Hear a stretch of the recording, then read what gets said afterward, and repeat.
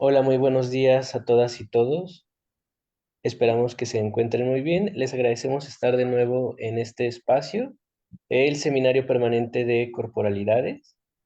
Y pues para nosotros es un placer darle continuidad a este seminario donde hemos tenido diversas ponencias. Eh, este año les tenemos nuevos ponentes y ya tenemos programadas varias sesiones a lo largo del año, así como nuevas convocatorias que van a salir.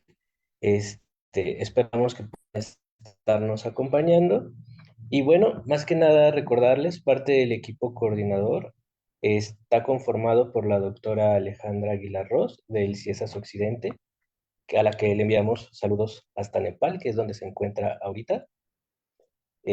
También a la doctora Carolina Romero Patiño, que se encuentra en Colombia, en la Universidad de Santo Tomás, a un servidor, Daniel Vázquez, desde Zamora, Michoacán. También tenemos la ayuda de la doctora Luz Nereida Pérez Prado, que se encuentra en Estados Unidos. Y tenemos la noticia de integrar a una nueva coordinadora. Ella es Tania Fernanda Aguilar Silva, quien estará abriendo una convocatoria para un nuevo grupo de trabajo sobre corporalidades y ciudad. El día de hoy estamos esperando darles a conocer las convocatorias para nuevos miembros en algunos de los GTs que ya tenemos. Y pues bueno, es un placer estar aquí. Le voy a ceder la palabra a Tania Aguilar, quien se encargará de esta sesión el día de hoy. Esperemos que la disfruten. Hola, buenas tardes a todos y a todas. Muchas gracias por acompañarnos. Sé que la mayoría está de vacaciones, entonces el agradecimiento es doble por el esfuerzo. También a las personas que nos siguen desde la transmisión, les agradecemos estar aquí para presenciar la conferencia magistral de la doctora Gail Momert. A continuación les daré una pequeña semblanza de la doctora Gail. Ella es licenciada en Relaciones Internacionales por la Universidad de Delaware en Estados Unidos, maestra en Demografía por el Colegio de México y doctora en Antropología Social por la Escuela de Altos Estudios en Ciencias Sociales en París. Sus intereses de investigación son los estudios de género, los procesos migratorios, la formación y dinámicas familiares, de intereses también sobre estudios de personas deportadas y solicitantes de asilo, formas de violencia intradoméstica de Estado o del crimen organizado. En su larga trayectoria, la doctora ha publicado algunos documentos muy destacados, entre los que se encuentran ¿Quiénes son los retornados y deportados?, publicado en el libro Michoacán, Retratos y Relatos de Migrantes, publicado en el Colegio de Michoacán, editado por la doctora Gale.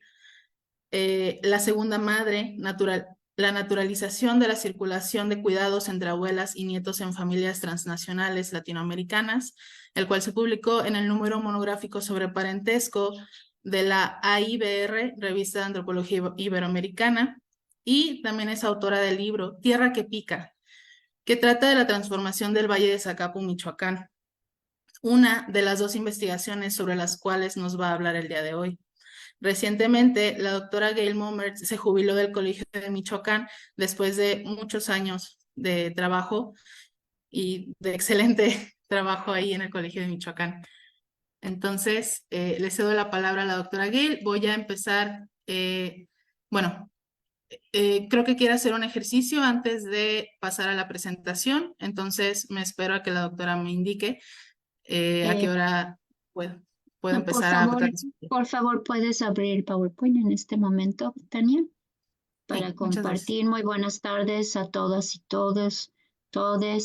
Me es un gran honor tener esta oportunidad para compartir con ustedes. Más que nada, mi propuesta el día de hoy es que nos acompañemos mutuamente en este ejercicio, que para mí también es algo novedoso y que me estoy adentrando, de tratar de combinar el hacer historia oral y etnografía multisensoriales y hacerlo desde las corporalidades de trabajadores fabriles mexicanas. Veremos la siguiente, por favor. El día de hoy, Sí, hay un pequeño retraso en cuando se cambian las diapositivas. sí, que vamos a estar hablando el día de hoy de dos grupos de trabajadoras. Ajá. Eh, ok.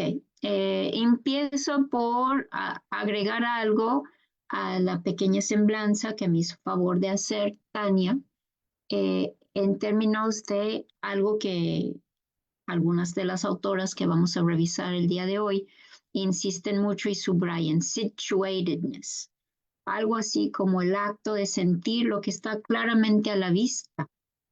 Y inicio entonces en ubicarme disciplinarmente, de cómo trato de combinar mis tres formaciones que me dan una visión amplia, que me resulta entonces una visión etnográfica que siempre será longitudinal.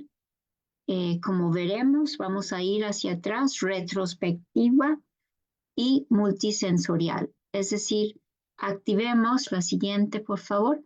Activemos esta capacidad que tenemos desde pequeñitos de asombrarnos ante el mundo que nos rodea y hacerlo activando nuestras multisensorialidades.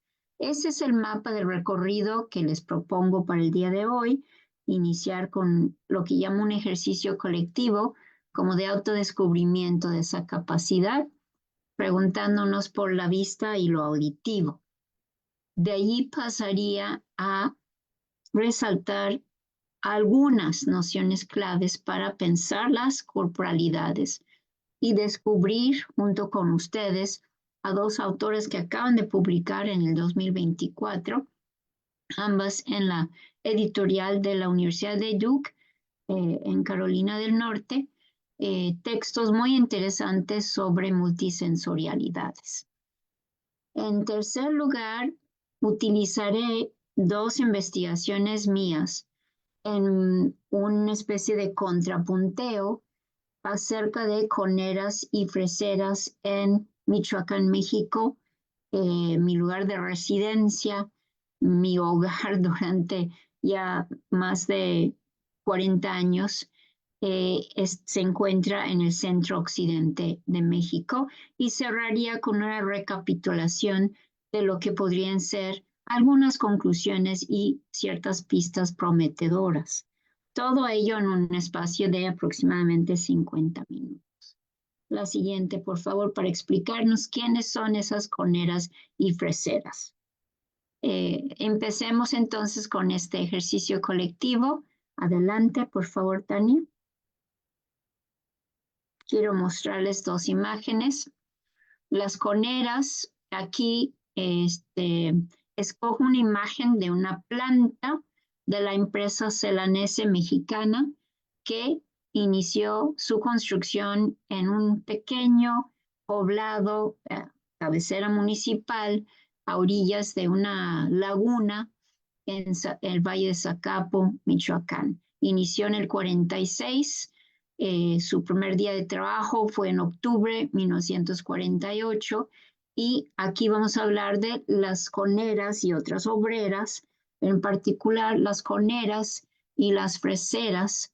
Coneras porque trabajaba en un departamento que llevaba ese nombre de coneras, porque esta planta inició con la producción de hilo rayón, hilo sintético, para varios usos, desde calcetines hasta llantas, y quienes, quienes laboraban, las mujeres, se concentraban en ese departamento, las pocas mujeres que habían, y laboraban hasta que cerró esa oportunidad en 1982.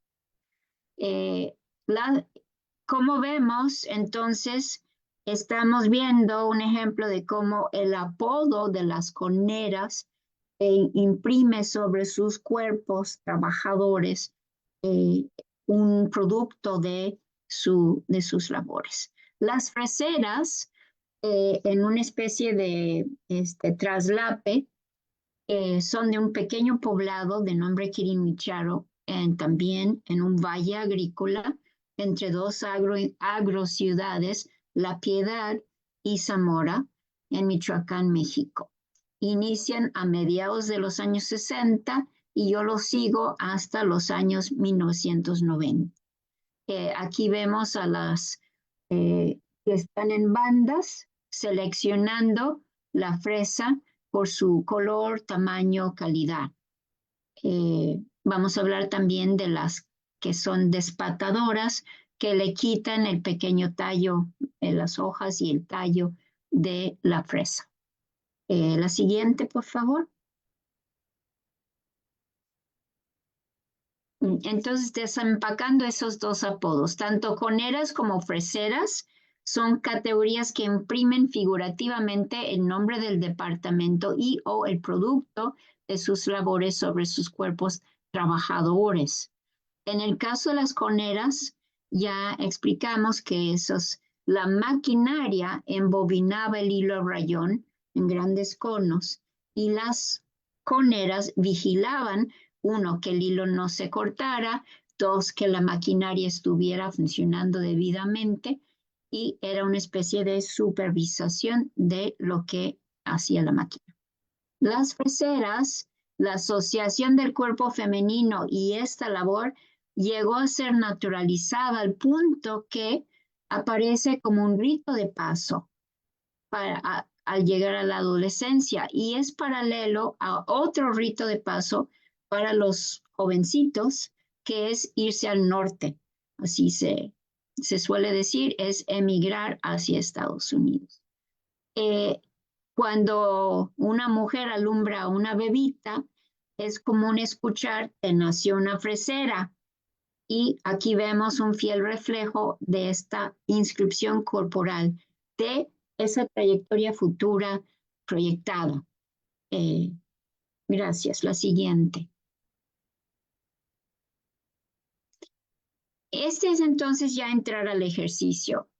Yo les pregunto, primero viendo una foto, ¿qué te brinca, qué te resalta, qué te falta, qué comentario harías sobre esta foto que tiene incluso un pie de foto que nos da información adicional? Y invito a quienes están conectados a levantar la mano y creo que podrán tomar la palabra entonces.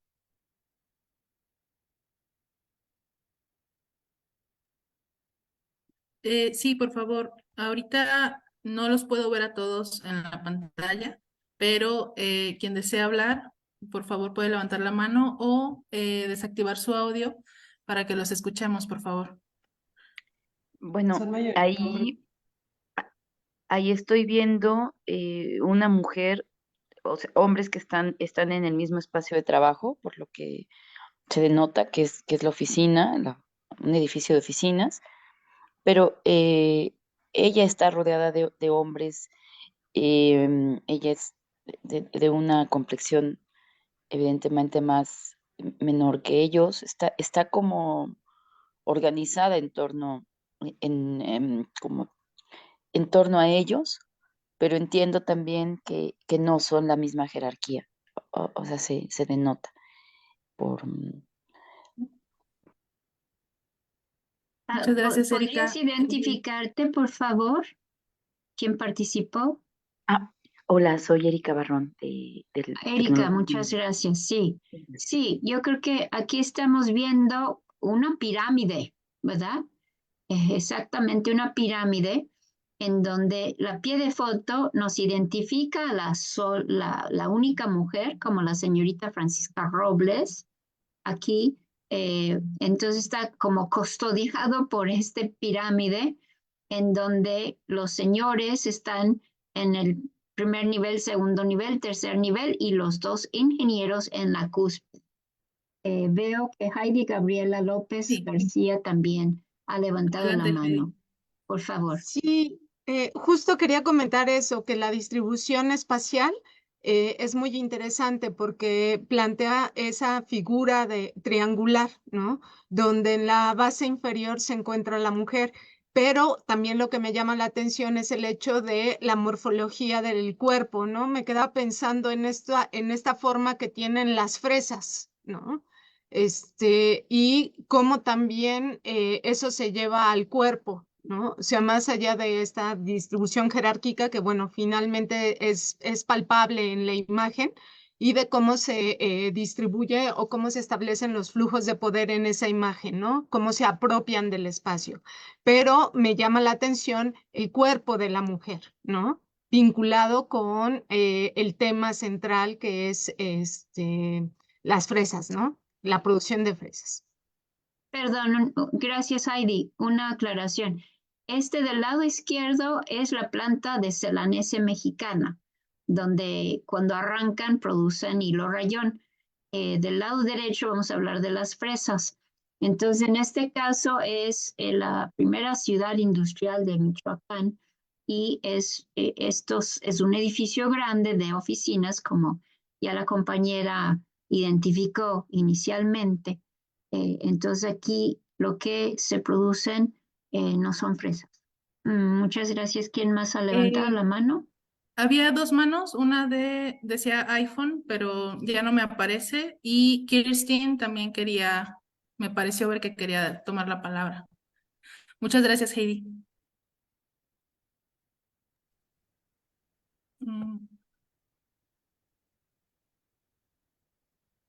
Si alguien más, sí.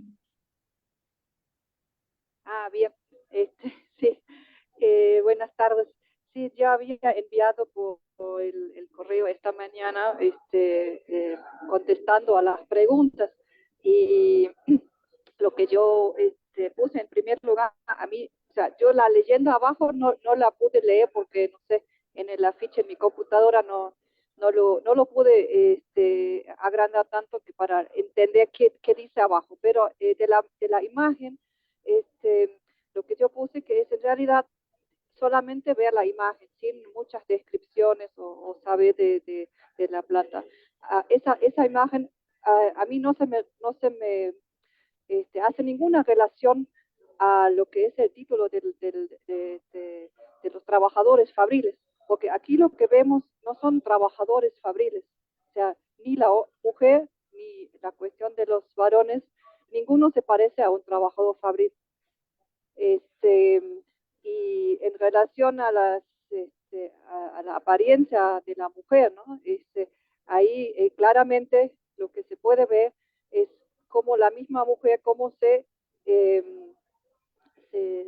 adapta, ¿no? A ese mundo, en este ambiente de trabajo capitalista, por la misma postura y cómo se ve con la ropa, su cuerpo, con la pierna cerrada, bien correspondiendo a un modelo, ¿no? de cuál es la subordinación de la mujer también en el ambiente laboral, y agrandece y se podía ver la mano adelante que tiene, se ve el anillo de casada, o sea, ella representa en esa imagen justamente un estereotipo, como para decir, es para mí un falso empoderamiento, ¿no? O sea, ahora sí la mujer puede estar entre ejecutivos, a mí todos se me parecen como ejecutivos, porque no son trabajadores de la fábrica, ¿no? Porque tendrían otra pose, otra vestimenta, otra actitud corporal, ¿no? Aquí tenemos claramente algo que corresponde a una situación de ejecutivos y a la cual la mujer se suma con la misma actitud que los varones, ¿no?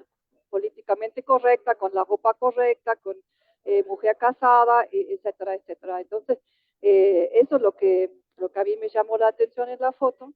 Y bueno, hice algunos comentarios, bueno, sobre eso, lo que falta, pero después seguramente vamos a ir más adelante a otros aspectos, pero sí, sería esto lo que identifico con la imagen. Muchas gracias, Kirsten. Primero, efectivamente, no son trabajadores fabriles. Esta es una foto muy posada frente a las oficinas, pero sí son parte de la planta Celanese, que incluye tanto los departamentos en donde haya producción como estos otros de planeación, de casa de fuerza, ya una serie una serie de fotos muy posadas, todos del año 1967, que va a ser pues en el periodo de mayor auge de la planta y de crecimiento de la ciudad y su transformación. Y claramente, yo hago una distinción entre las obreras y las empleadas de confianza. La señorita Francisca Robles, que está identificada aquí como señorita, traerá quizás un anillo, pero no está casada. Había una que otra obrera casada o viuda en la fuerza de trabajo, pero es un ambiente sumamente masculinizado y vemos entonces una especie de pulcritud, de presentación muy limpia, y a la vez de una sensación de protección por parte al estar rodeado de los hombres trajeados, algunos en mangas de camisa y los ingenieros en la cúspide. Conforme avancemos, vamos a ver algunas otras imágenes, pero también son de empleadas de confianza. Lo que quiero resaltar es que en esta serie no aparecen fotos de obreras. No cuento con fotos de obreras dentro de los folletos que sacaba la empresa, sino más bien es la exaltación de la maquinaria, de lo novedoso de la planta, cuando con lo que lo vamos a ir contrastando, las condiciones de trabajo eran de mucho ruido, mucho calor, mucho vapor, incluso para los hombres, químicos que dañaban los ojos, ¿no? Entonces tenemos como el contraste, porque las autoras que vamos a revisar nos invitan a pensar qué se ha ocultado, qué se ha silenciado, qué queda fuera de la imagen y para quién está pensado esta imagen, qué quieren transmitirnos con esto. Pasemos entonces al otro lado, al lado derecho de esta diapositiva. Y efectivamente, Kirsten, no cuento con un audio de este corrido, fue cantado y en una entrevista y tenemos la letra. Entonces estoy pidiendo que imaginen de que están escuchando el corrido, que en el texto que compartí de mi artículo, del metate al despate, tenemos ahí el corrido completo y aquí tomo una estrofa de las primeras dos que me parece muy importante, por lo que va sugiriendo aquí como causalidad. Y para los no mexicanos que están siguiéndonos, hago la aclaración: el metate es una piedra volcánica sobre la cual se muele el maíz para hacer nixtamal, que es el primer paso en la elaboración de la tortilla de maíz. ¿Quién quiere compartirnos una reacción a lo que sería, en el mejor de los casos, escuchar a una persona cantar este corrido acerca de las freseras de Quirimichar? Pues de hecho no es emblemático, les están diciendo que son miedosas, ¿no? Asumir este cambio laboral implica una negación y entonces están como, habla de un deterioro, no está hablando de una admiración por quienes asumen estos nuevos trabajos, ¿no? ¿Quién habló? Erika. Gracias, Erika. A mí, si me lo permiten, sí me cuesta un poco más imaginar el corrido. Habla Tania. Pero creo que también es un corrido que se va a entender mejor en el contexto del espacio de trabajo, porque yo leo estas estrofas o esta estrofa o esta parte del corrido y, por ejemplo, hay algunas cosas que no termino de captar, eh, sobre todo que tiene que ver un metate ahí, ¿no? Pero eso ya es, uno por ignorancia y yo siento que me hacen falta datos contextuales. Cande, creo que tiene levantada la mano. Te doy la palabra.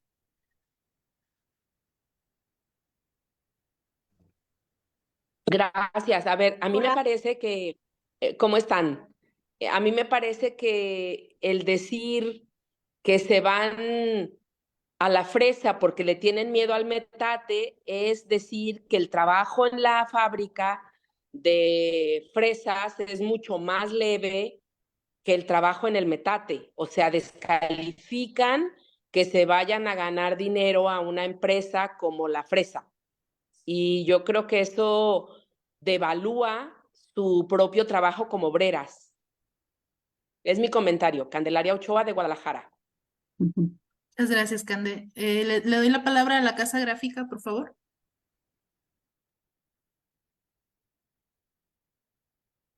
Hola, Hola. ¿se me escucha? Sí. ¿Se me escucha bien? Hola, Noelia Verona, de Islas Canarias. Estoy haciendo el doctorado en el Colegio de Michoacán, el doctorado en Ciencias Sociales. Para mí ese de le tiene miedo al metate también se podría interpretar como un mecanismo de control a la mujer que sale de su casa, ¿no? Es como le tienen miedo al metate, la están descalificando, pero también es como si no le tuvieras miedo te quedarías en casa, no te irías a la congeladora, ¿no? Es un poco ese control de dejar a la mujer dentro del hogar. Nada más, gracias. Muchas gracias, Noelia. Por Una favor, tercera intervención. las personas que ya comentaron, si pueden bajar su manita, por favor. Y no sé si alguien más tenga. Gracias.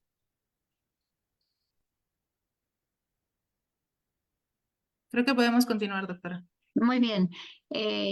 Efectivamente, el metate es una referencia al trabajo doméstico más intensivo en tiempo para una mujer rural, que es la elaboración de tortillas. Es una labor cotidiana y que puede llevar varias horas en todos los pasos. Entonces, es como aprovechando la rima entre despate y metate, es de alguna forma decir lo normal o lo adecuado sería que se ocupara de labores domésticas, incluyendo esta de echar tortillas, y que ir a la congeladora es de alguna forma escaparse de esta labor. Y vemos que los primeros hombres veían la ida a la empacadora en donde las mujeres iban a estar, uno, revueltas con otros hombres desconocidos y dos, fuera del ojo vigilante del marido, del papá, de otros, de sus propios hijos, varones, por ejemplo. Se interpretaba por algunos como una afrenta a su virilidad. Decían algunos hombres que si tú te casaste para que tu marido te mantuviera, ¿cómo es que tú vas a salir y ganar dinero para mantenerlo a él? Iban al extremo algunos de indicar que primero se castrarían antes que dejar ir a sus hijas, a sus esposas, a la empacadora. Y hay cuentos de que incluso alguno, cuando una hija o esposa hizo entrar, que se pararon en la puerta para impedir su ingreso. Esto cambia ya con las primeras llegadas del cheque del pago, en donde demostraron las mujeres que iban a trabajar honrosamente y que ese aporte a la casa, a la economía familiar, resultó ser muy importante para familias campesinas muy numerosas, en donde no había otra fuente de ingreso y dependían de una agricultura de temporal. La siguiente, por favor, Tania. Con ello entramos un poco, calentamos motores, gracias por sus participaciones, y quiero pasar a la segunda parte de la exposición y en donde vamos a hablar de nociones clave para pensar las corporalidades y descubrir junto con ustedes dos autoras que acaban de sacar libros muy interesantes. La siguiente, por favor. Hoffman y Masser.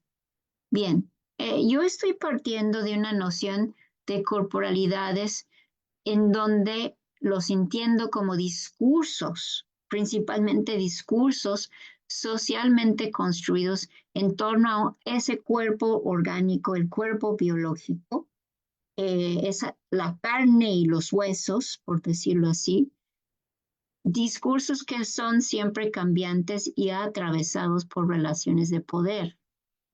De manera que englobaremos una búsqueda de qué gestos hace la persona, qué posturas, qué movimientos, cuáles posiciones adopta. Como desde la foto, hablaron ustedes de cómo leíamos la corporalidad de la señorita Francisca en términos de su porte, ¿no?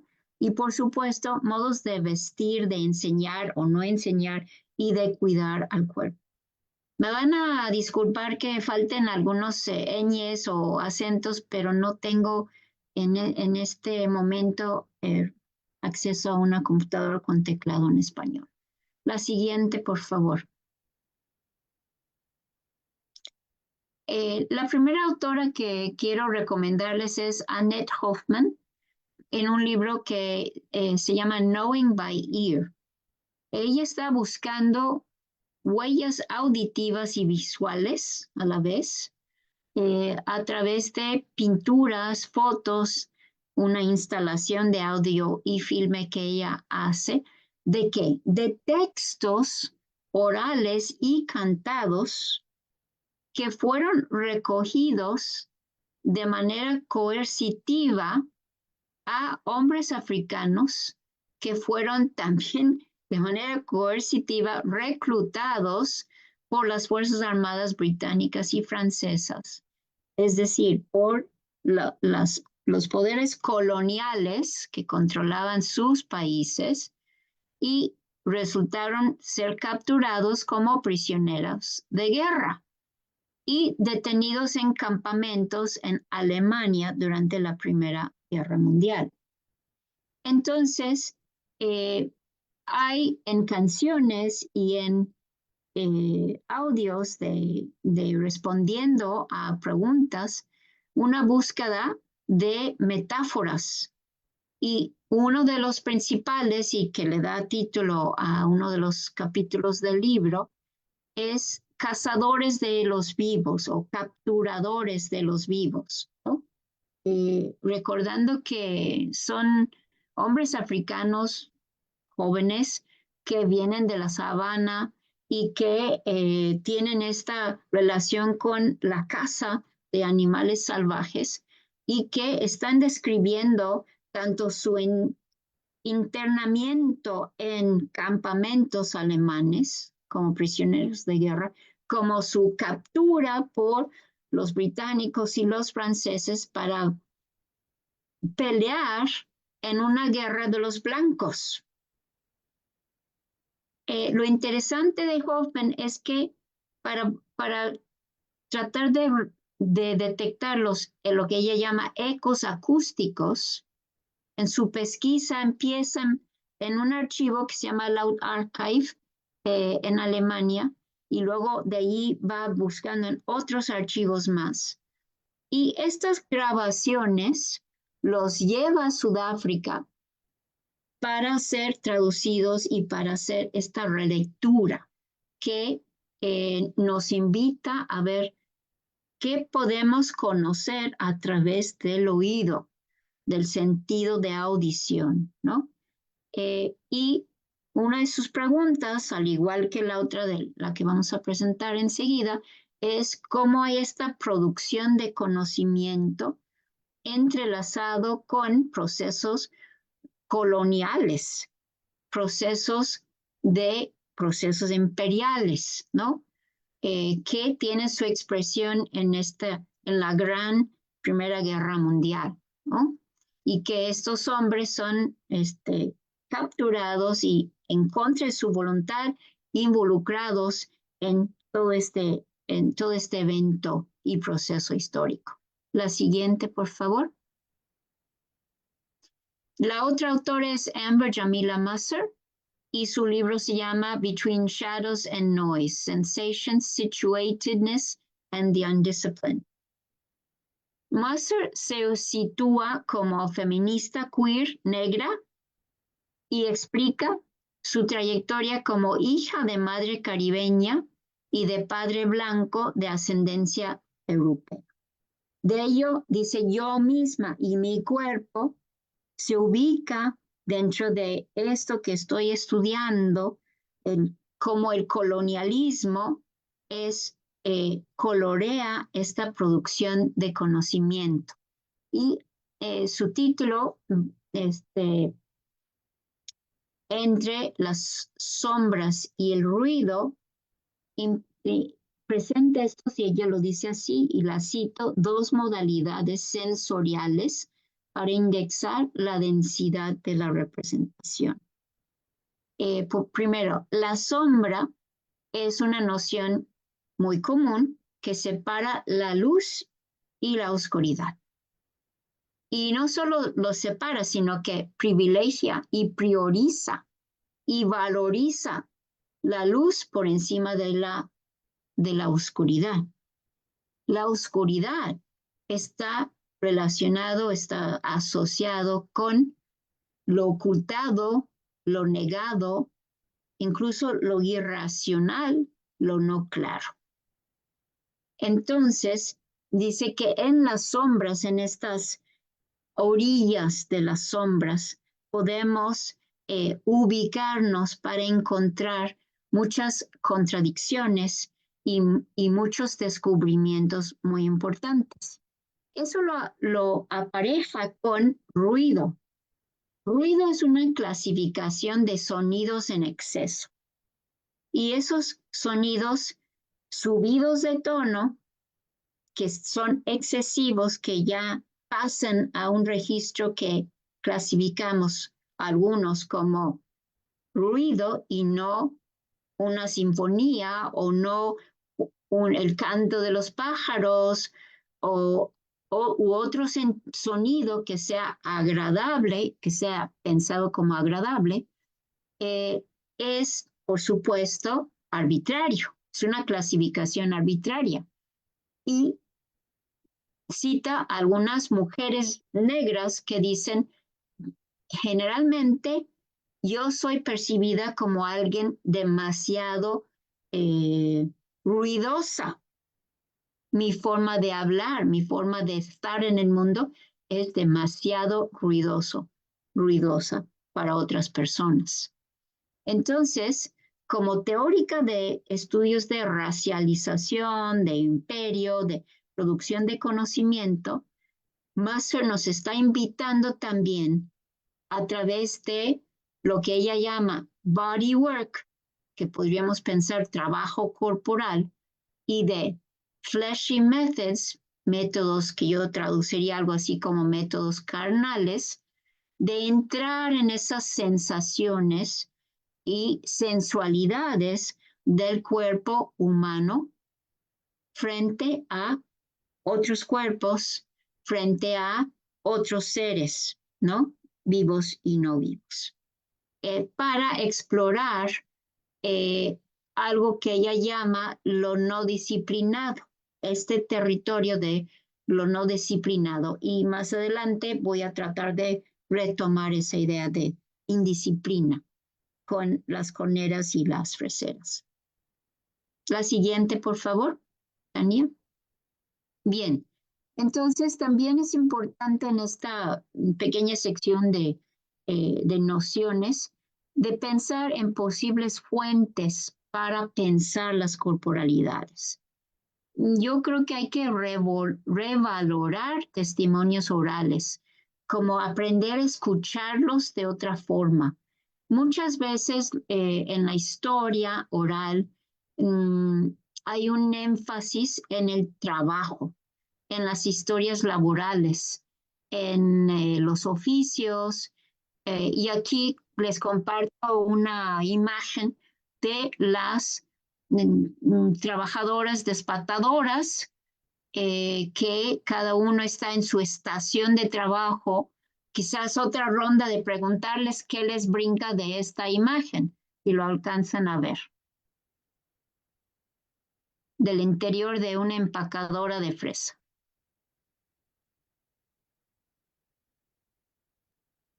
Por favor, ¿quién quiere participar? Sí. Levante la mano.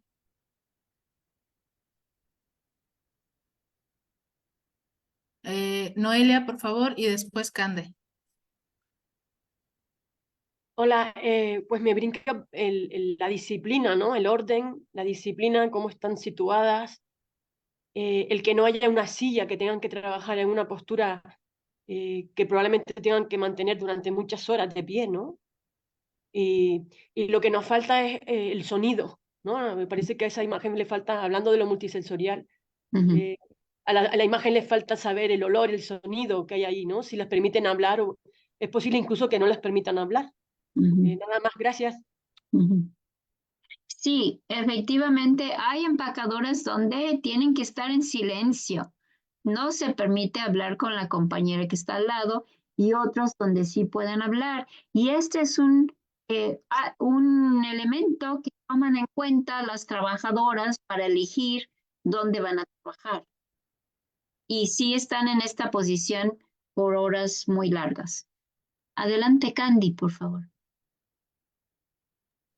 Perdón, bueno, era más o menos en el mismo sentido, la disciplina que tienen, la impecabilidad de sus batas, ¿no? Esa sanitización de la imagen de que ellas están limpias, ¿no? Haciendo la limpieza de la fresa, que en el metate estarían todas llenas con un delantal, agachadas, embarrándose de nixtamal. Y también pues a ver, ¿cómo diría yo? Como la rigurosa postura, pero también el riguroso silencio. No sé si podían hablar, porque incluso tienen gorro y no alcanzo a ver si tienen cubrebocas, pero pues estar hablando frente a las fresas sería un problema para los empresarios, ¿no? Entonces creo que esa imagen de sanidad y sanitización en ellas, lo que muestra es que están haciendo un trabajo bien, ¿no? Y disciplinadas.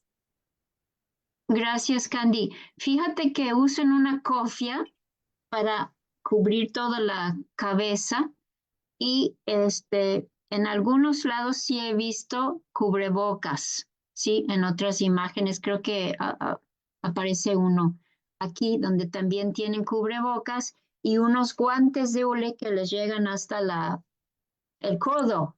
Entonces sí están muy cubiertos. Ahora, una anécdota interesante de mujeres, porque son en su gran mayoría mujeres rurales, mujeres de la comarca, como a un 30 a 50, 60 minutos alrededor de Zamora y Jacona, que llegaban en autobuses, eran recogidos en sus lugares de origen, o al principio que no había esta organización, se quedaba la semana con algún pariente en la ciudad y regresaban a su pueblo. Las primeras, pues estaban muy acostumbradas a usar el rebozo y se sentían en público, no, el andar sin rebozo en público era una especie de desnudez. Entonces, al ser obligados a ponerse la cofia y la bata, ponían el rebozo abajo de todo esto, se dejaban el rebozo y luego se tapaban con este uniforme, que por cierto, tenían que pagar sus batas. que en el corrido hay una referencia a que los empresarios les aumentaban las patas, o sea, el costo de la bata. Bien, entonces, Perdone, sí, doctora, le quiero compartir algunos comentarios en respuesta que se han escrito en Facebook. sí. Isa dice, al estar sobre un banquillo se les impide dar un paso hacia adelante o hacia atrás. Palm Angie dice, por lo que veo, es un conjunto de personas que están un poco deshumanizadas, trabajando como si fueran máquinas. Fabiola Sevilla comparte, esa imagen me produce frío. Y la doctora Wendy Montes Ponce pone la sistematización laboral y la esclavitud contemporánea. Otro participante aquí del seminario que está conectado nos comparte, los cuerpos parecen casi paralizados. También pienso en el tipo de movimiento que implica usar un metate, cómo involucra el cuerpo es muy distinto a cómo involucra el estar paradas. Y de igual forma creo que Daniel tenía unos comentarios que hacer. Si no le molesta, le pasamos la palabra también. Bueno, yo solamente lo que quería comentar es la separación del suelo de las trabajadoras a través de la banca y también la aparente vigilancia permanente en la que parecen estar. Si nos fijamos en el fondo de la fotografía, se ven unas ventanas y no alcanzo a distinguir si es una bodega que ellas utilizan o si desde ahí otro sector de la fábrica también las está observando para cuidar su trabajo. Solamente eso. Sí, Muchas gracias. gracias por todos esos comentarios. Efectivamente, la elevación parecería también ser un nivel, digamos, un esfuerzo desde la administración por nivelar, que todos estén más o menos a una altura que hacia abajo esté la fresa, porque la fresa está pasando en estas bandas, ¿verdad? Y en estas charolas. Y efectivamente hay supervisoras mujeres que a veces son también reclutadoras en las comunidades, pero más que nada son mujeres urbanas. Y que tenemos una anécdota en donde por, ahorita vamos a ver la jerarquía, de que si alguien defiende a una compañera de trabajo, le puede costar también una democión, en vez de promoción, una democión en esta jerarquía, en este espacio que sí está desde el punto de vista de la empresa muy organizada. O sea, lo que queremos es disciplina, queremos organización, queremos productividad para que puedan ganar a destajo las despatadoras o por horas las otras y ser productivas. La siguiente, por favor.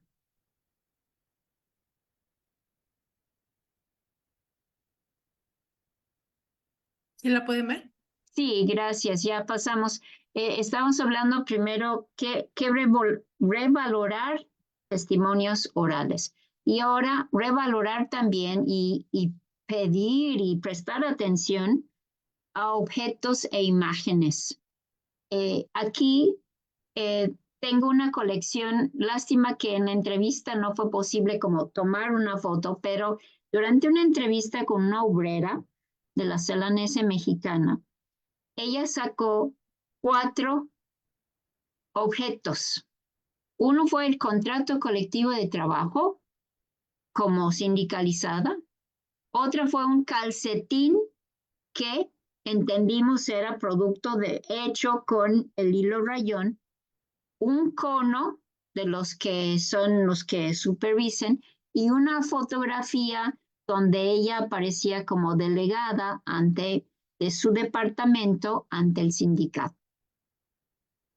Esos 4 objetos en su conjunto pueden analizarse como recuerdos que tienen una conexión con su corporalidad, que en un caso es una representación fotográfica de ella misma en una labor no directamente en el departamento de Coneras, sino en otro departamento, pero no es en el espacio de trabajo, sino como en su labor como representante sindical, que más adelante también vamos a retomar esta.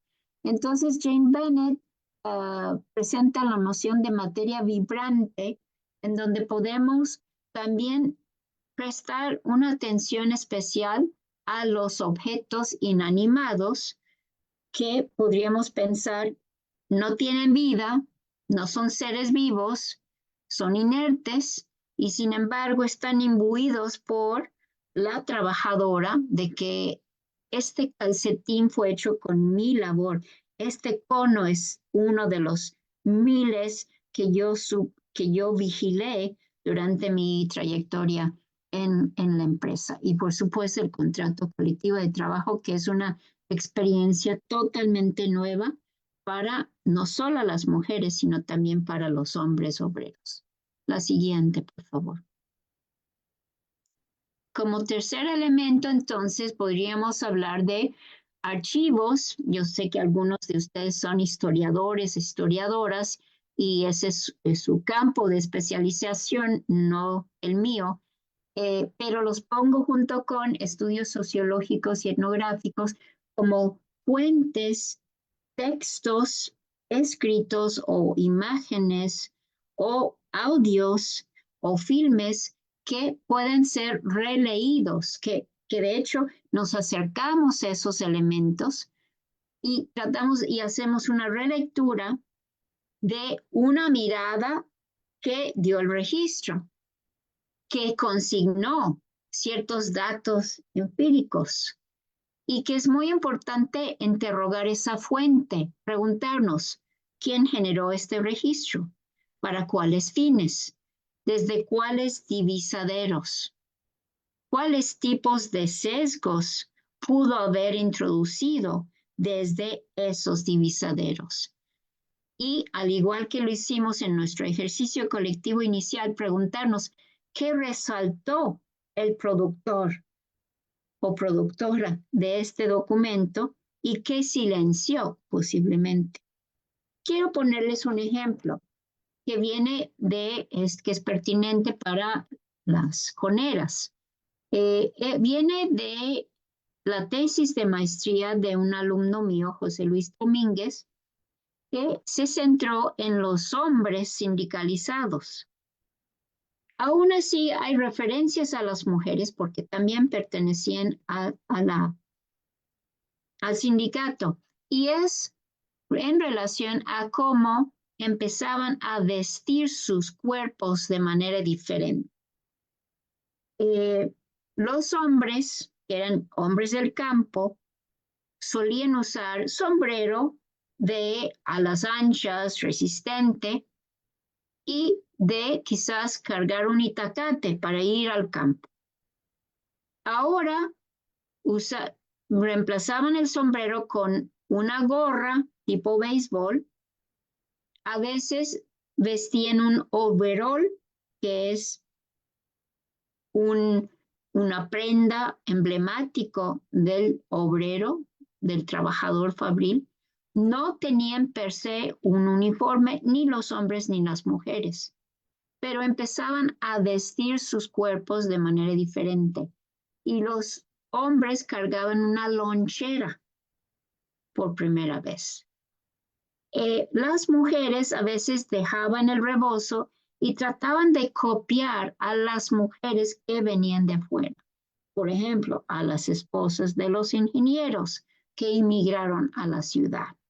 Entonces iban al mercado ya no usando vestido y rebozo, sino pantalones y tobilleras. Iban con el pelo pintado de güero. Es decir, empezaba estas aspiraciones a ser como la gente moderna, la gente de mayor categoría social, a quienes aspiraban ese tipo de vida. Y voy a leer una cita de José Luis Domínguez en su tesis de maestría. Dice, era como si de pronto tuvieron que sustituir la costumbre del uso del sombrero ancho y resistente, costumbre por lo demás arraigada en la región, por una gorra de trabajo, que aunque se ajustaba a la medida de sus cabezas, algunos obreros la sentían frágil como las nuevas condiciones de trabajo a las que no estaban acostumbrados. Termina así. Pongo este ejemplo para decir cómo interrogamos esta fuente. ¿En qué medida José Luis Domínguez está basando su apreciación, esa símil que hace entre la gorra, menos resistente que el sombrero, como algo que también es parecido a las condiciones de trabajo precarias, frágiles, en donde año con año tenían que negociar con la empresa su salario y sus condiciones de trabajo, ¿no? ¿En qué medida algún obrero hizo este tipo de comentario? ¿En qué medida es una apreciación del autor? Ese es un ejemplo. La siguiente, por favor, Tania. Bien, tercera parte es el contrapunteo, transformaciones de las dos comarcas y las corporalidades de sus habitantes. El contrapunteo ahora entre coneras y freseras, viendo temas como vestir el cuerpo, andar revueltas mujeres y hombres, afectaciones corporales y el tema de la disciplina. La siguiente, por favor. Bien, entonces llega la Celanesias a cabo en 1946 y esta pequeña cabecera municipal de unos 6,000 habitantes se convierte en la primera ciudad industrial de Michoacán, con transformaciones en lo económico, lo social, lo cultural, una explosión demográfica, una expansión de la mancha urbana y nuevos servicios educativos y médicos. Llega el Instituto Mexicano del Seguro Social, que no existía en la zona. Llega la posibilidad de ir a la secundaria o de la preparatoria, y vienen abajo la pequeña manufactura y la herrería, actividades a las cuales se dedicaban muchas de las familias de las primeras obreras. La siguiente, tenemos un proceso similar en Zamora con la fiebre fresera. Lo que es el Bajío es un gran valle que abarca unos 13 municipios que hacia 1965 traen la primera plantilla de fresas a Zamora y prende bien, hay buena producción, surgen más de 20 empacadores de fresa que reclutan principalmente mano de obra femenina, tanto despatadoras como las de bandas, como ya mencionamos. Y tenemos entonces esa gran diversificación ocupacional con el ingreso de las mujeres al trabajo asalariado extradoméstico. Adelante, por favor, Tania.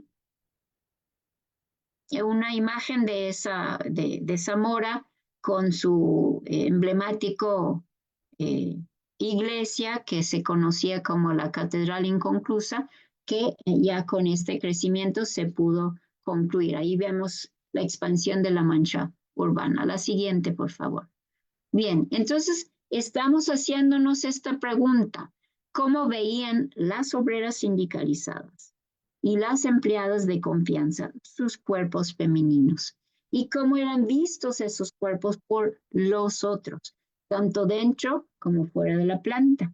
Porque ese adentro y afuera va a ser interesante cuando hablan de las críticas de las cuales eran objeto las mujeres. Podemos ver grupos como los empresarios, jerarcas de la Iglesia Católica, los foráneos, que eran muchos. Recuerdan que se más que cuadruplica la población en cuestión de una década, y los hombres y mujeres locales que no trabajaban en la planta. La siguiente, por favor.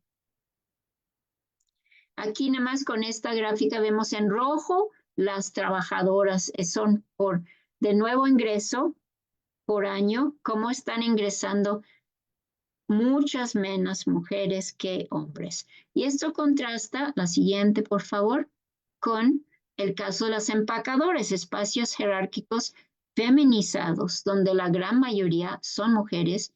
Hubo experiencias de contratar hombres, pero fracasaron. No tenían la misma paciencia ni delicadeza para despatar, para tratar la frutilla.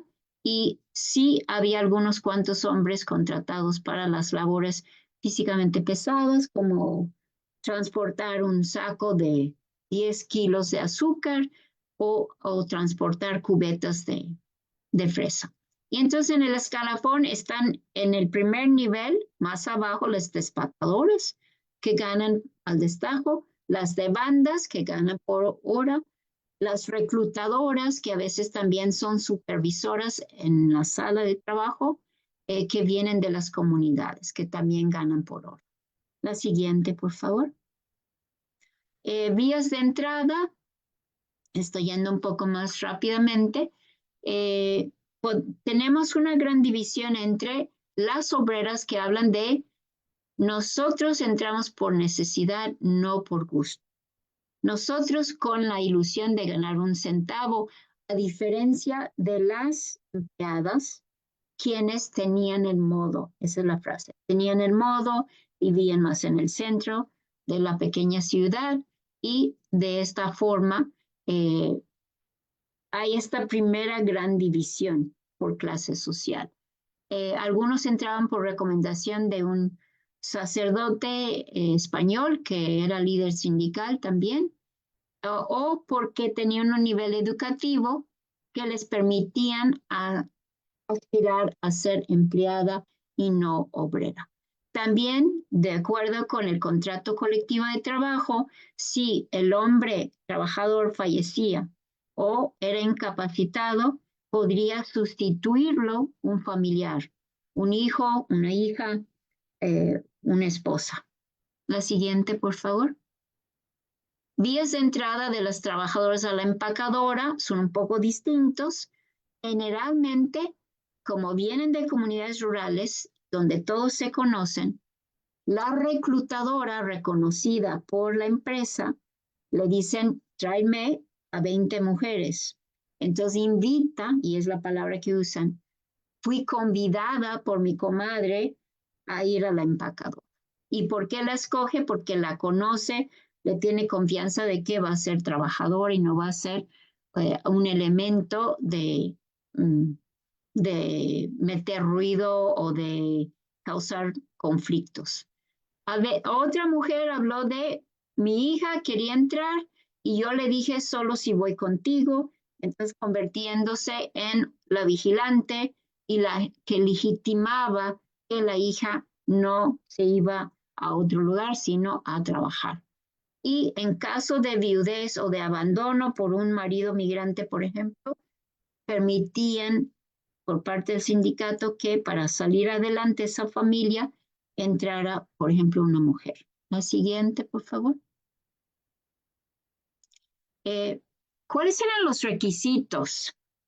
En el caso de la celanese, hablan las mujeres de tenían que mostrar que sus manos eran tersas, que no estaban maltratadas, a pesar de que sabemos que en casa lavaban y planchaban, hacían el quehacer, a veces quehacer ajeno, echaban tortillas, pescaban algunas de ellas en la laguna. Entonces, la prueba era pasar las manos por una tela de seda para ver qué tan maltratadas eran, ¿no? Después un examen médico. Entonces esas manos tenían que ser adecuadas para efectuar un trabajo cuidadoso y no estropear al producto. La siguiente, por favor. Una de las diferencias, tanto para las de Zacapo como las de Quilimucharo, era el hecho de tener un ingreso fijo en el caso de la fábrica celanese, variable en el caso de la fresa, pero que era constante cada 8 días, ¿no? y que eran salarios que podían ser de 4 veces mayores a lo que ganaban antes en Zacapu. Y como era la primera experiencia de trabajo asalariado extradoméstico, para las freseras no hay punto de comparación. Era ya venir con un dinero en efectivo. La siguiente, por favor. En el caso de las obreras de la Celanese, uno de los temas de mayor conflicto con los obreros era por rotar los 3 turnos cada semana. Los hombres una semana trabajaban de las 6 de la mañana a las 2 de la tarde, luego otra semana 2 a 10 de la noche y luego de 10 de la noche a 6 de la mañana. Pero por ley las obreras no podían trabajar el turno de la noche. Y como reporta jocosamente una obrera, ustedes las mujeres, dicen los hombres, ustedes las mujeres nos dejan aquí como lechuzas, que entren al tercer turno para rotarnos. Y como esto no podía llevarse a cabo, la mujer que se casaba, hombre que entraba, dice la obrera. O sea, había la política, primero tácita y luego pactada con la empresa y aparentemente también con el Instituto Mexicano de Seguro Social, de que ya no contrataron a más mujeres, que se fueron saliendo al casarse, al enfermarse, tener que cuidar a algún familiar y así sucesivamente. Así se llevó a cabo. La siguiente, por favor, Tania. Entonces tenemos horarios variables y trabajo estacional en la fresa, inicialmente unos 6, 7 meses, pero luego las empacadoras fueron agregando otras frutas y verduras y ya para algunas trabajadoras, no todas, se volvió una opción permanente. Aún así, hay mucha rotación en esa fuerza de trabajo. Como vimos, a veces prefieren ir a otra empacadora donde pueden platicar o en donde está la hermana y así. Entonces, tenemos un producto perecedero que es la fresa, entonces el día que se corta, se tiene que procesar. La siguiente, por favor. Todo esto acerca de las condiciones de trabajo. Aquí está otro departamento, la foto, igual en la estructura piramidal de compras y almacenes del mismo año, ¿no? Tenían que luchar por la respetabilidad, porque decía la gente, es que van a estar revueltas con hombres.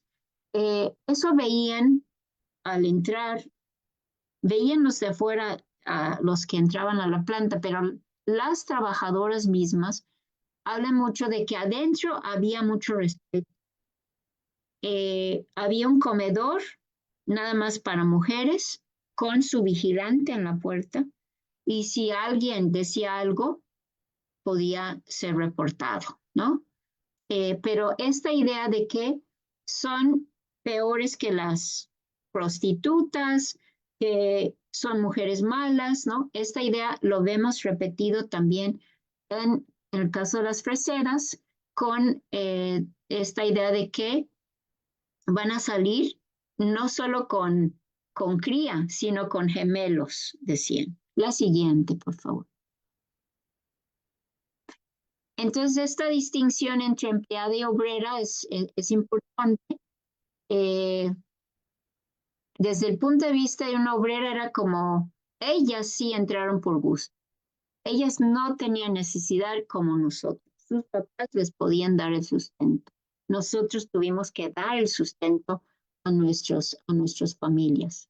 Y ahí están laboratorios hasta con la bata blanca.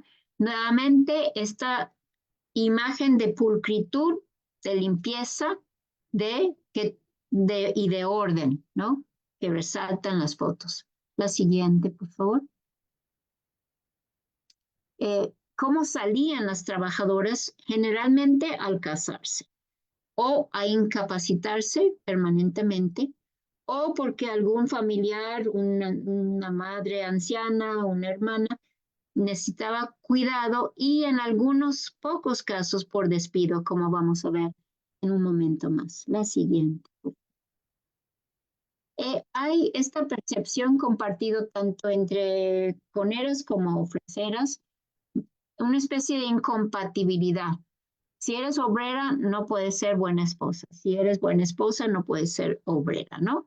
Y es interesante esta cita de una obrera que entrevistamos en 1989. Dice, salí de la Celanese en 1951 porque me casé. Cuando salí, el jefe de personal me dejó la opción que si me iba mal en mi matrimonio, podía volver a entrar en Celanese. Entonces, quedaba la puerta abierta, pero con esta claridad de incompatibilidad. La siguiente, por favor, Tania. Y aquí vemos ya el tema de los despidos. Esto le llamo el olfato. Una empleada de la Celanese nos contó esta anécdota. Dice, yo tenía una compañera traviesa en el laboratorio. Un día ella calentó pozole, que es pozole es como una especie de sopa aguada típica de México, y que lo calentó en un mechero del laboratorio. Por medio del sistema de aire acondicionado le llegó el olor al jefe y casi le corren del trabajo. En este caso, la empleada incurrió en falta de acato de las reglas, fue indisciplinada. Hizo un uso indebido de un aparato de precisión del laboratorio mechero, ¿no? Su acto fue interpretado como una amenaza al desarrollo ordenado de labores dentro del laboratorio. Pero, por razones que no tenemos todos los elementos, sabemos que la sanción no llegó al despido para ese empleado, porque su compañera dice, casi le corren del trabajo, ¿sí? En cambio, la siguiente, por favor. Una obrera que tuvo un error, no estaba como haciendo una travesura como la del laboratorio, dijo que había diferentes colores de los conos para distintas clases de hilo. Ella se equivocó, una compañera suya no, se da cuenta, le va a decir al gerente, el gerente viene, le pregunta a la obrera, ¿está segura de que está trabajando bien? La obrera dice, sí, señor. Pero ya después se da cuenta que le echó de cabeza a la compañera y no le explicó. En vez de solidariamente decirle, mira, no es así, sino asá, la reporta y como al mes le llegó la carta donde ya se anunciaba su despido. Aquí incurre en un error que podemos preguntarnos, esta falta de acato a los procedimientos fabriles se debió quizá a que no tuvo una capacitación adecuada. Fue denunciada quizá otra vez, son conjeturas, maliciosamente por la compañera de trabajo ante el gerente, al igual que la otra hizo un uso indebido de los aparatos de precisión, perdón, no del laboratorio, sino del departamento de coneras, y nuevamente su acto es interpretado como una amenaza al desarrollo ordenado de labores, o sea, tiene consecuencias que el cono no esté en el cono del color correcto, porque es una clasificación de calidades. Pero aquí la sanción fue un despido, ni siquiera una explicación, ni siquiera una segunda oportunidad, si es que esta fue la primera falla. Vemos como un trato, no tenemos todos los elementos, pero podemos preguntarnos si no hay un trato diferencial aquí en términos de estas faltas. La siguiente, por favor. Madres solteras, sí hubo, pero dicen las obreras, pues, hubo algunos fracasos, como se suelen llamar, en la misma, una de ellas dice, yo fracasé, yo cometí errores, yo metí la pata, ¿no? Pero había el pronóstico de que van a salir, al entrar y estar revueltos con hombres, van a salir con pilón, con cría, incluso en Kilimanjaro hasta con gemelos, ¿no? Como una especie de castigo que lo expresa una de las obreras que tuvo hijo fuera de matrimonio y no se casó. ¿Qué necesidad tiene una mujer de criar a sus hijos sin esposo? La siguiente. En atención a la salud, como ya les mencioné, este es el primer contacto corporal con una institución gubernamental de seguridad pública, donde los médicos son hombres, donde para el parto ya no le va a atender una partera, sino un médico hombre, ¿no? Y que obviamente una nueva jerarquía van de la planta aquí o van de la empacadora y se están cuidando su salud en estas nuevas instituciones y teniendo afectaciones a su cuerpo, ¿no? También, y no hay tiempo para entrar en ello, ya lo mencionamos, son sus primeros contactos con sindicatos, o sea, de tener voz y voto para proteger sus derechos al trabajo y a la salud. La siguiente, por favor. Y por supuesto que el precio que pagan por esa prosperidad que traen la fresa y la empresa salanense mexicana salen sus narrativas en una especie de tensión entre quienes hablan mucho de lo que cambió para bien y otros de lo que cambió para mal, ¿no? En términos incluso de salud mental, con esta idea de se han muerto de tristeza. La siguiente, por favor. Bien, para ir cerrando y dar lugar a las preguntas y comentarios de ustedes, ¿no? Yo concluyo que sí es posible hacer una lectura multisensorial a posteriori, es decir, con una relectura, que es lo que yo estoy haciendo de estos dos investigaciones de largo plazo que yo he llevado a cabo desde los finales de los años 80, de estas entradas y salidas de la fábrica o de la empacadora, que es interesante e importante distinguir entre experiencias de obreras y de empleadas de confianza, entre despatadoras y las de bandas o supervisoras. Estas jerarquías también son parte de la experiencia vivida por cada uno. Y también hemos podido captar formas sutiles de violencia de género y de clase, en cómo hablan de las otras categorías, ¿no? En la denuncia al gerente que hace una compañera obrera. En conclusión, entonces, las coneras y las freseras nos presentan esta oportunidad para repensar el disciplinamiento corporal en clave comparativo, ¿no? Entre mujeres y hombres, porque tanto en la empacadora como en la planta salanense hubo hombres y mujeres, aunque en una proporción diametralmente opuesta, y entre los que tenían el modo y los pobretones, los del pueblo, ¿no? Los que eran del centro, los que trabajaban por gusto y las que trabajaban por necesidad. La siguiente. Y esta lucha por la respetabilidad y contra lo que para ellas era una falsa imagen generalizada de que los hombres y mujeres trabajaban revueltos, ¿no?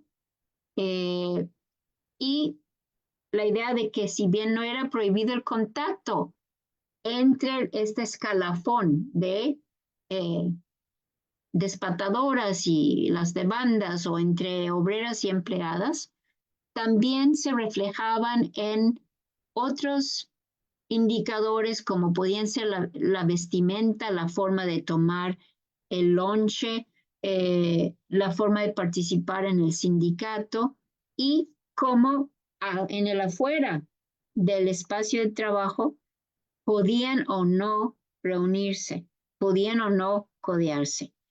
Mi conclusión en el caso de la Celanese es que la fábrica reforzaba distinciones de clase y daba lugar a ciertas violencias de género. La siguiente, por favor. Y simplemente para cerrar, yo les recomiendo tanto Masser como Hoffman, son dos libros publicados en el 2024 por la editorial de la Universidad de Duke, dentro de su serie que es muy interesante, que se llama Science Storage Transmission, que va haciendo este tipo de preguntas. ¿Qué ha sido borrado de la historia? ¿Qué ha sido disfrazado? ¿Qué ha sido silenciado? ¿Qué desean los productores de conocimiento que veamos, que escuchemos, que olamos, que sintamos, que percibamos? ¿Y cómo están entrelazadas las historias personales con proyectos imperiales, capitalistas, colonialistas? Con ello cierro mi participación para abrir el espacio de intercambio, con lo cual siento que podemos aprender unos de otros, unas de otras, y los invito a que tomen la palabra. Gracias por su paciencia. Muchísimas gracias, doctora. Voy a cerrar el uso de del PowerPoint, de compartir pantalla, para darle pie a las preguntas que puedan tener aquí en el chat y en Facebook.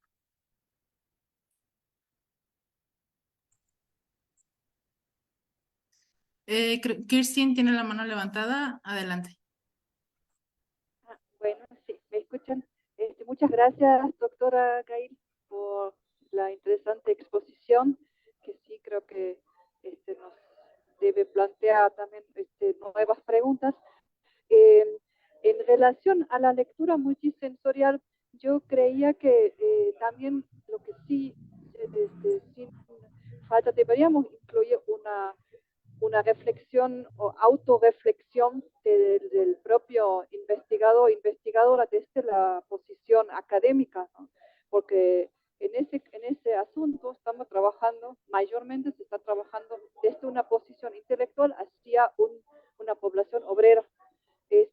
Como en mi caso contrario, yo he sido obrera primero, y luego intelectual o estudié. Yo a los 14 años entré en una fábrica a trabajar que formaba parte de mi educación socialista, donde sí se trabajaba en fábricas ya para aprender lo que es la producción. Y obviamente yo tengo una visión diferente por la propia experiencia. A los 16 años empecé a trabajar en una fábrica textil y yo creo que ahí uno desarrolla una visión particular por la propia experiencia en el trabajo. Y si hoy analizo esas temáticas, por supuesto me influye también sobre mi interpretación, igual como influye la interpretación de una persona que nunca ha trabajado en una fábrica. Y en relación a la autora que trabajo o que mencionó como el ruido y la relación con la raza, y ahí claramente creo que ahí hay un aspecto muy particular que no es solamente la raza, que es la clase, porque yo no soy persona negra, pero sí hice la misma experiencia, ¿no? Que al trabajar con hombres desde los 14 años, y uno desarrolla en una fábrica de fresadora, perforadora, donde yo trabajé en un principio, uno desarrolla otra forma, ¿no? De percibir ruidos, de trabajo pesado, está con muchos hombres, y en este caso eran muchos de los compañeros o de los trabajadores alrededor que eran trabajadores de África, porque justamente en los años 80 se enseñaba invitaba a los de los nuevos países como Mozambique y Angola con un destino socialista, se formaba en otros países socialistas. Entonces ahí la cuestión de raza no era tanto el tema, éramos todos obreros. Y el ruido, hoy cuando uno entra en un espacio y uno tiene que defenderse porque permanentemente uno tiene la sensación de que uno no está aceptado o aceptada como tal, como por no ser de una familia intelectual. Entonces entonces uno adquiere automáticamente hábitos y formas corporales y de articulación tal vez más ruidosa o de otro tipo que distingue a otras personas en el ámbito académico, por ejemplo. Entonces yo creo que ahí hay que abrir un poco más la visión, no solamente enfocarse, ¿no?, en un aspecto como la raza. Bueno, sería un poco eso, ¿no?, de tener en cuenta, ¿no?, las propias experiencias al tratar un tema como tal y reconocer que si uno nunca ha trabajado en una fábrica, que sí, la visión siempre va a ser diferente y siempre va a ser distinta en la forma de interpretar estas cuestiones, ¿no? Bueno, muchas gracias. Muchas gracias, Kirsten. Daniel tiene la mano levantada, pero se la vamos a dar primero a Noelia. Adelante, Noelia, por favor. Bueno, muchas gracias, ha sido muy interesante. Yo quería hacer una pregunta a la doctora Mamer. La presentación ha sido retomando, has hecho una relectura multisensorial de una investigación que habías hecho mucho tiempo antes. Entonces la pregunta que quisiera formularte es, ¿qué preguntas integrarías en esas entrevistas si las hicieras ahora? ¿Qué otros aspectos tendrías mucho más en cuenta? ¿Qué observarías que en el momento para integrar esa perspectiva multisensorial, si pudieras volver al pasado o si hicieras esa investigación ahora? Muchas gracias. Gracias, Noelia. Le doy la palabra a Daniel y después a la doctora Gale para que pueda responder. Adelante. Bueno, antes que nada, muchas gracias, doctora Gale, por concedernos su tiempo en esta conferencia.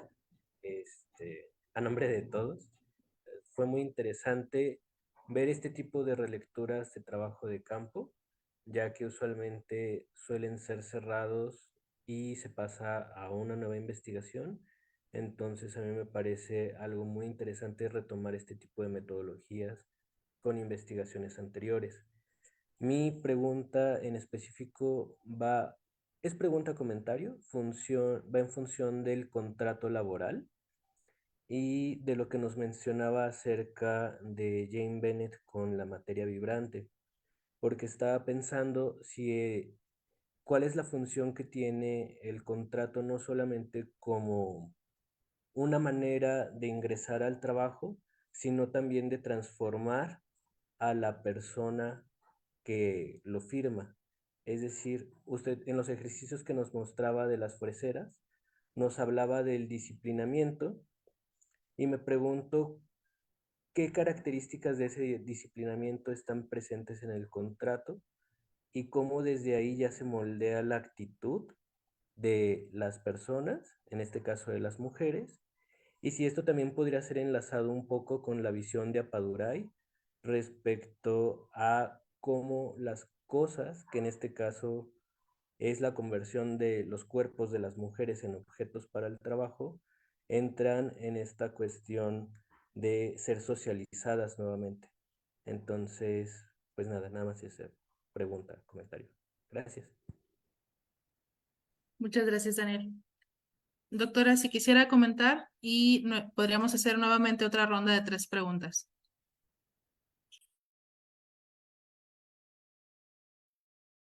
Muchas gracias, Tania, y gracias a Kirsten, Noelia y Daniel. Empiezo con la autorreflexión que nos compartes, Kirsten, de tu propia experiencia como trabajadora en una fábrica textil. No capté en dónde fue, pero en un país socialista es lo que entendí. Quiero aprovechar, por supuesto que lo que las dos autoras subrayan es esta idea de situatedness, ¿no? Que estoy yo diciendo, ¿cómo me coloco? ¿Cómo me sitúo frente a esta población de estudio, frente a estos debates, estas preguntas que van más allá de una comarca y de una población específica, ¿no? Yo siempre defenderé la importancia de prestar un tiempo de reflexión a ello y quiero aprovecharlo para dar un ejemplo de lo que llamó Musser la fricción entre conocimiento de lo que llamamos insider-outsider, ¿no? Esto podría tener que ver con qué tanto yo, al no haber sido obrera, puedo charlar con una obrera que tengo enfrente. Estoy pensando uno en particular que nunca se casó, que se hizo cargo, o sea, con su trabajo, era huérfana de madre, se hizo cargo de una hermana que no tenía alguna discapacidad, de un padre anciano, y en su discurso hay como mucha satisfacción de haber podido cuidar de su familia de esta manera, el tema de la Iglesia Católica, del sacerdote que es líder sindical, no pude entrar en detalle, pero es una parte muy interesante de la historia, en donde ella tiene mucha cercanía con no solo ese joven líder sindical sacerdote, sino con el señor cura. Y ella, cuando logra entrar a la fábrica con la ayuda del sacerdote, va a ver al señor cura y le dice, estoy muy contenta porque pensé que tendría que irme hasta Ciudad de México a ponerme a trabajar para mantener a mi familia, pero ahora hay una opción aquí. Y el señor cura le dice, muy bien, hija, pero nada de comprarte vestidos de fiesta y de pensar que ya vas a ser otra, ¿no? ¿Sí? O sea, ahí está como esa tensión entre que vamos a transformarnos, pero para bien, dentro de este regreso hacia la Iglesia Católica, porque es una zona de cuna del agrarismo y parte del interés de los sacerdotes es volver al rebaño, ¿verdad? A los feligreses hacia el rebaño. Y entonces, al mismo tiempo, yo estoy viendo a esa mujer con un problema grave de sobrepeso, con unas varices muy evidentes, que me habla de que había días que no se podía levantar de la cama porque estaba parada frente a la máquina de los coneras las horas, ¿no? De que veo en su cuerpo todo el precio de esa satisfacción que me está diciendo. Entonces, ¿dónde logramos como, si es que hay que lograr un equilibrio, o cómo sopesamos lo que son evidencias de desgaste corporal, de que su decisión tuvo una implicación muy importante, nunca se casó, no habla mucho de esa trayectoria, que si la vivió como una frustración o no, o su trabajo, cercanía con la iglesia la llenó de que esto me está llenando y yo no tengo que buscar un matrimonio, ¿verdad? Pero es muy probable que no fue una opción al estar cuidando de sus dos familiares, ¿no?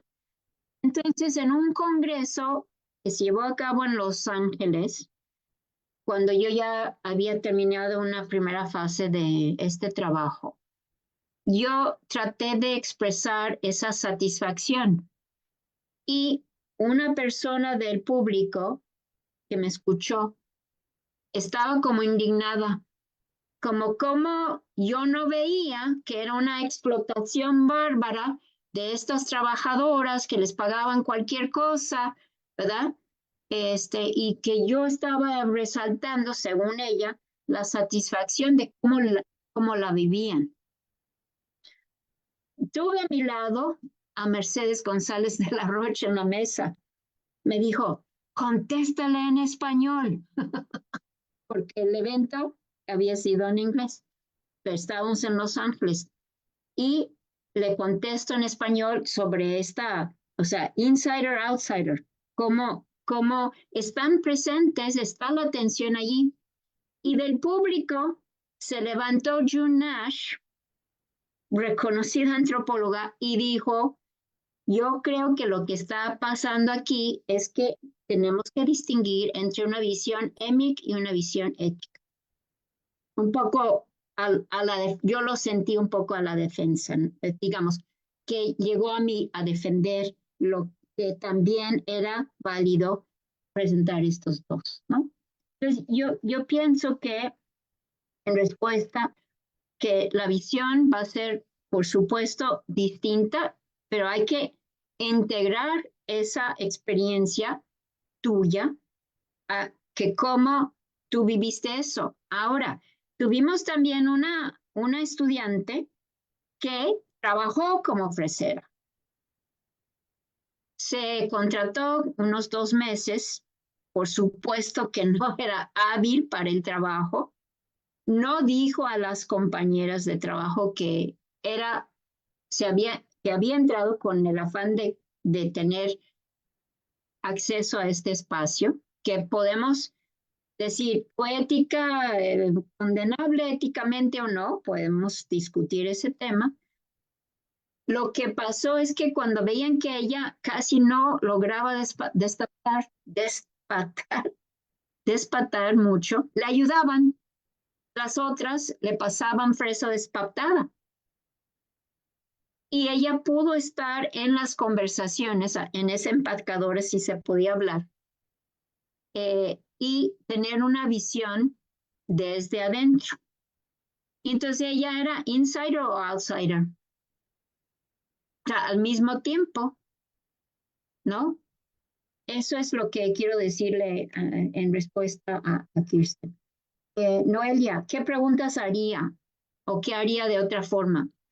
Pues primero me ayudaría de la tecnología que ahora está disponible para hacer algunas grabaciones y fotografías de lo que podrían ser, cuando tenga uno el permiso, lo que son los interiores de las casas de las obreras, de grabar el corrido cantado por diferentes personas. Lo que quiero resaltar del corrido es que la letra la hacen 2 hombres.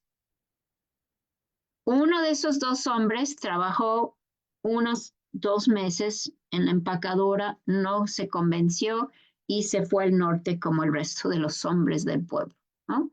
O sea que la composición de la letra, sí había una experiencia en carne propia, por decirlo así, por uno de los hombres. Las mujeres cantaban el corrido, ¿no? Porque allí ellas, entre broma y no broma, ¿verdad? De que se volteó el camión, eso fue un hecho. Hubo un accidente en donde el autobús que los traían de regreso, se volteó, ¿no? Y hubo heridas. Entonces hay menciones de que esa es una historia que va recogiendo sus vivencias, pero como dice el dicho, cada uno habla de la feria según le fue en ella. Y por ello también siento que la visión longitudinal nos permite hacer estas comparaciones. Noelia también, pues haría más preguntas para apoyar más entre una abuela, su hija y sus nietas, porque sí pude captar que si la abuela fue fresera, le va a decir a la nieta, ahora que tu familia no tiene tanta necesidad como mi familia en su momento, cuando yo era jovencita, gasta una parte de esto en tus necesidades. Vive tu vida de jovencita, ¿no? Mientras que ella reconoce que ella asumió responsabilidades que no le correspondían a los 14, 15 años. Entonces, nuevamente, regresamos al comentario de Kirsten de que la experiencia vivida en carne propia va a moldear cómo ven o sea, cómo defienden no solo el honor y la rectitud de las hijas, sino también su derecho a disponer de una parte de su sueldo. Y para Daniel, sí, es interesante que yo en este momento de mi trayectoria pueda retomar investigaciones anteriores y ponerlos a dialogar entre sí. He trabajado en 3 valles agrícolas de Michoacán. El otro que no mencioné hoy tiene que ver más con Zamora, con Ecuandureo y con Zacapo, ¿no? Y irlos viendo como traslapados, me surgen nuevas preguntas y nuevas interrogantes con nuevas herramientas, ¿no? De lo multisensorial, ¿no? Ahora, sobre la pregunta de Daniel sobre el contrato laboral, viene teniendo un efecto de disciplinar los cuerpos. Sin duda, hay los reglamentos de procedimientos y yo estoy en el departamento de compras y almacenes, mi labor es tal, ¿no? Si yo estoy frente a una maquinaria que cuesta millones de pesos y yo cometo un error, pues las consecuencias son enormes, ¿no? Las reglas y los procedimientos tienen su razón de ser porque todos somos un engranaje en la producción que fue cambiando de giros, ¿no? Y que ciertos productos se dejaron de producir y otros empezaron a ser producidos. El hecho de que las mujeres estuvieron sindicalizadas, pero una minoría dentro de la mayoría, la gran mayoría de hombres, que ninguna llegó a un puesto más allá de delegada, pero que se sentían parte de ese movimiento que era en defensa de sus derechos. Yo creo que también daba una importancia, o sea, dentro de este disciplinamiento, creo que también habría que ver el ángulo de decir yo importo, yo soy importante para la empresa y que incluso, y voy a completar la anécdota que empecé a mencionar antes, una mujer de Kiniwicharo que llegó a ser supervisora defendió a una compañera de trabajo que era su subordinado porque una supervisora por arriba de ella la había despedido injustamente a su manera de ver. Pues la repercusión fue que en vez de estar en bandas, la regresaron al despacho. O sea, la bajan, ¿no? Como una especie de castigo.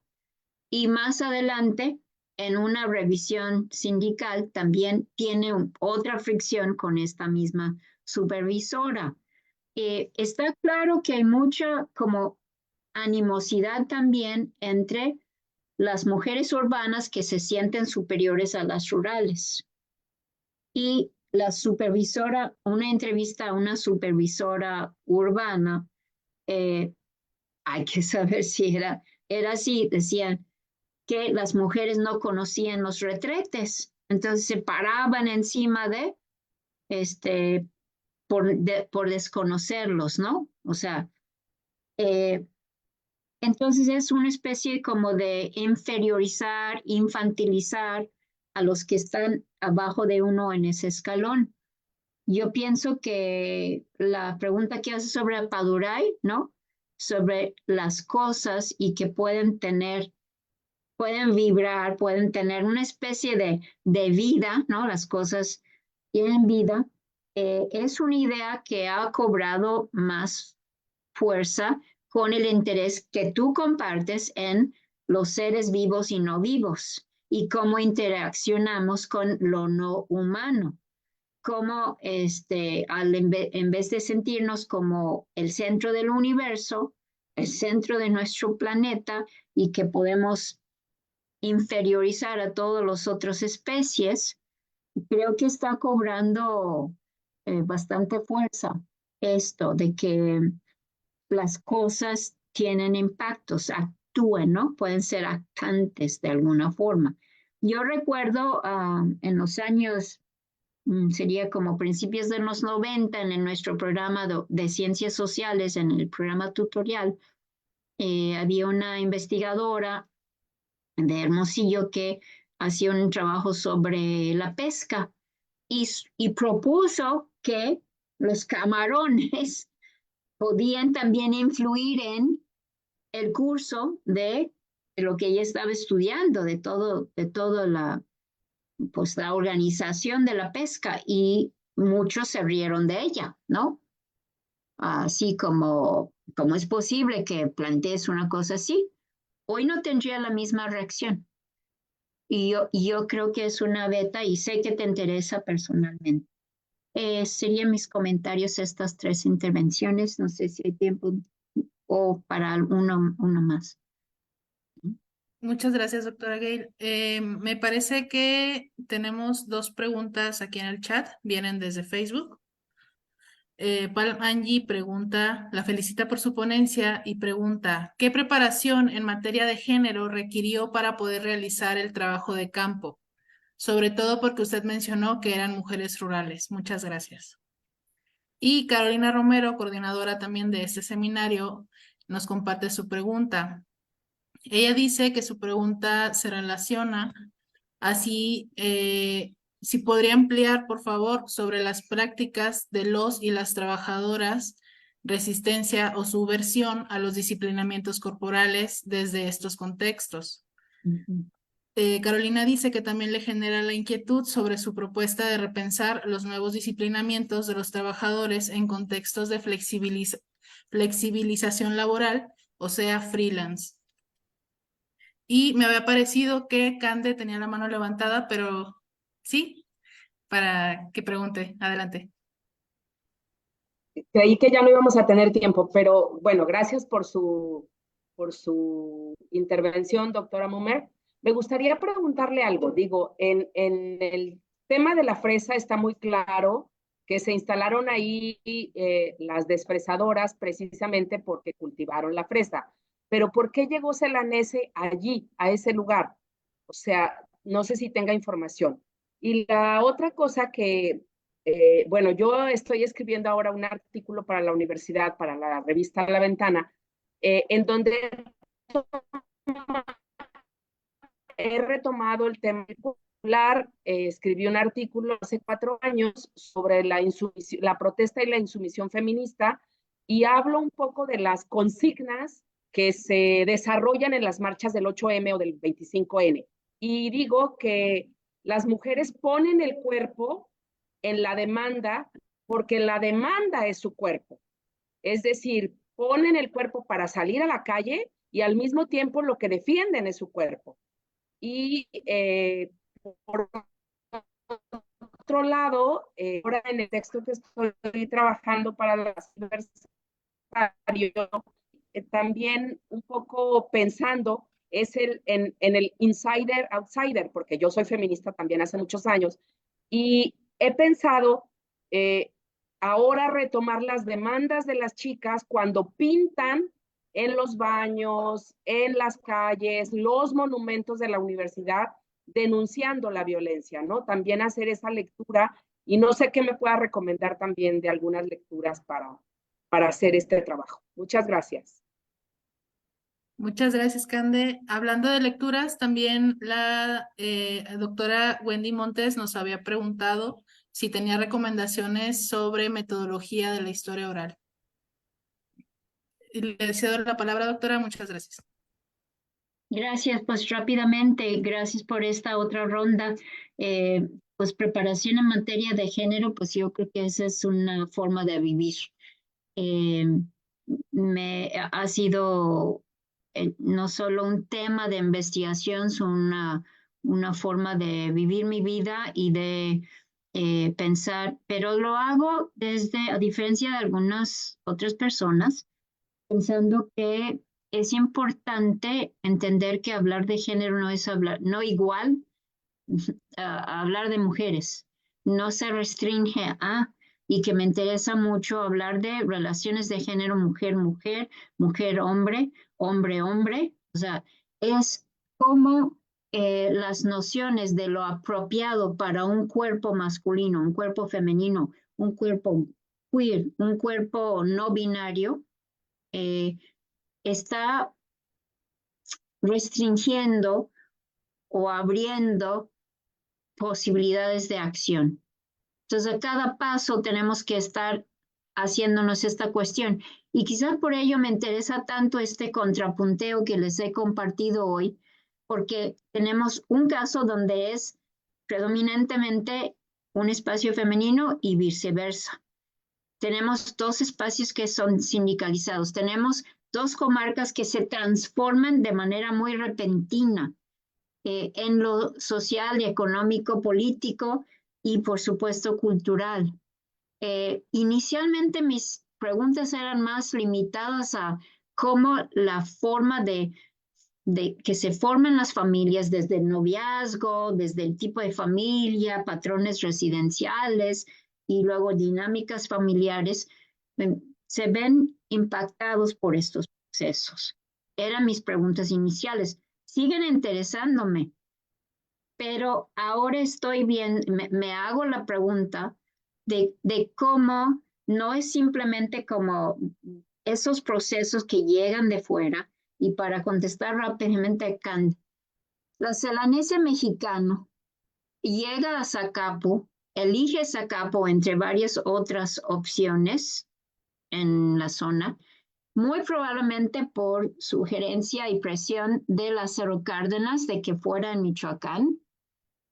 Y sabemos porque había ahí la laguna con una fuente de agua cristalina en ese entonces. El proceso productivo requería de muchísima agua limpia. Tienen tanques enormes de agua como parte de la producción del hilo sintético. Entonces cumplía con eso y cumplía con la idea de que allí no había una fuerza de trabajo muy educada, o sea, con un alto nivel educativo, pero tampoco con una experiencia sindical. Lo que les sorprendió fue que este sacerdote tuviera los conocimientos para incluso antes del arranque, en octubre de 1948, ya estaba formado el sindicato. Y con los años, la empresa y la Iglesia Católica presionan para reubicar a este sacerdote, resultó demasiado revolucionario, lo reubican, pero él sigue en contacto con los del sindicato, sigue a distancia, era muy querido tanto por los muy católicos como por los más agraristas que están al frente del sindicato, y tiene un impacto muy impresionante en la fuerza de ese sindicato. Prácticas de resistencia, quiero contarles que en una de las empacadoras que cerró, estuvieron peleando una indemnización estas mujeres rurales que por pocos años antes ni habían salido de su localidad ni de sus casas. No lo lograron, pero estuvieron peleando esa indemnización durante un buen tiempo, ¿no? Entonces, por ello le digo a Dani que creo que hay una concientización de que tenemos derechos laborales y tenemos derechos humanos también, ¿no? Ponen el cuerpo para salir a la calle, en este caso sí, pero es algo que tendría que regresar a mis apuntes sobre esa resistencia para dar una idea más precisa. Y déjame de tarea las recomendaciones de metodología de historia oral. Promuevo mucho el uso de ciclo de vida, pero no como una pauta así, paso 1, 2, 3, sino algo que puede ayudarnos a pensar para, por ejemplo, las freseras, su arco estimado era tener este trabajo mientras eran solteras y luego pasar a casarse, a tener hijos, a criar hijos, ¿no? Y sin embargo, algunas de las supervisoras tienen ese ya como que sustituyen, no se casan, pero no se presentan al menos como solteronas, ahí se les fue el tren y se quedaron para vestir santos, sino yo me siento satisfecha. No es que no haya querido tener novios o quizás igual que la obrera que les describí con las varices y que cuidó de su familia, algunas también tienen esa satisfacción de haber levantado el nivel de vida de sus familias y de tener el reconocimiento de ser supervisora, de ganar por horas y de tener esa posibilidad, ese reconocimiento en su comunidad de que yo voy a escoger a las mejores trabajadoras. Yo voy a escoger a las que no van a ser conflictivas, a las que van a poner en alto el nombre de nosotros, de Kirimicharo, como buenas trabajadoras. Bueno, creo que se nos acaba el tiempo. Le doy la palabra. Gracias por todas sus preguntas y veré lo que hubo en el chat más adelante y estamos en contacto. Buenas tardes. Muchísimas gracias, doctora. Le agradecemos todo el trabajo que implicó su presentación. Por supuesto, nos encontramos muy interesados y muy contentos de lo que nos mostró y contentas. Nuevamente les agradezco a todas y a todos los que estuvieron presentes, tanto aquí en Zoom como a través de la transmisión de Facebook. Les agradecemos sus preguntas, sus comentarios y sus participaciones con la doctora. Esta sesión interactiva fue muy enriquecedora. Entonces, nos vemos hasta abril. Muchas gracias. Quedamos al pendiente por cualquier cosa. Adiós. Hasta luego. Gracias. Hasta luego.